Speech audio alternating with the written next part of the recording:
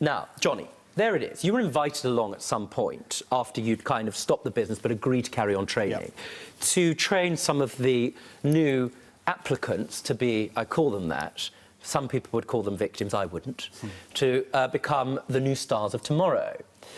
And, Scotty, what happened? Well, firstly, let's look at the first person that came along and you invited Johnny to train.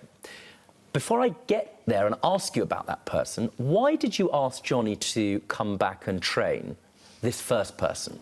Because, just like Johnny said here, he was the most experienced person who was an active member of the roster, and it did make sense for him to be the guy to help out. And what's more, he trained you. Yes, he did. And self-evidently, because it's been a part of your life and you've done rather well out of it, he trained you well. You accept that in what you tell me. Yes, absolutely. And part of the training process would be that he'd be harsh but fair, and he clearly expresses a passion for the sport, and he wants you to be prepared and ready to get into the ring.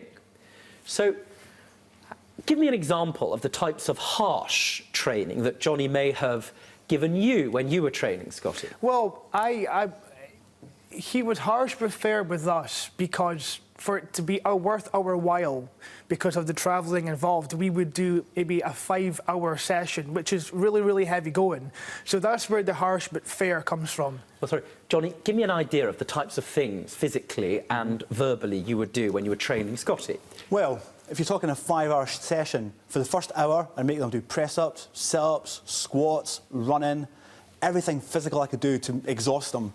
The second hour would be learn how to fall properly, and I'd make them do that over and over and over again. Now, just cutting to the chase, because it's important, I presume you would sometimes, bearing in mind the entertainment, you'd scream at them and shout at them. Absolutely. You'd call them all sorts of dreadful names. Yes. Like, I'm tenacious. You're not being very tenacious. That sort of thing. Absolutely. You naughty man. That sort of... Yeah. Judge. See that foot and your face, they're going to be connected in a moment.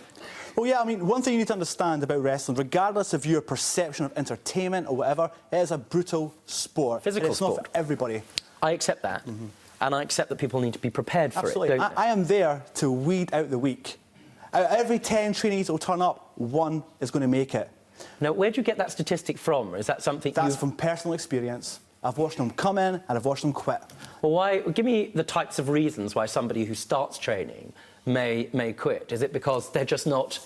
Tenacious. Very good. Absolutely. No, they're not. Because they come in, they've never seen a gym. They don't know how to take pain. They come in, they want to be what they see on television. But I find that surprising, that somebody, in their mind, wanting to be a wrestler would come in to you, or come in to train, and was sort of not terribly interested in being fit and, you know, with their own postcode. That would be strange. Everyone's like that, but I would say a vast majority are like that. So my job is to prepare them, because once you've spent a year or 2 training, you go on the road with wrestlers who you've never met before, and trust me, they are brutal with you in the ring, even more brutal than I am with them in training. Right. So I'm there to weed them out, because I believe in what I do as a profession. When I go on the road, and I'm saving him money, because if someone comes to watch a show and sees a skinny trainee not know what he's doing, they're going to want their money back.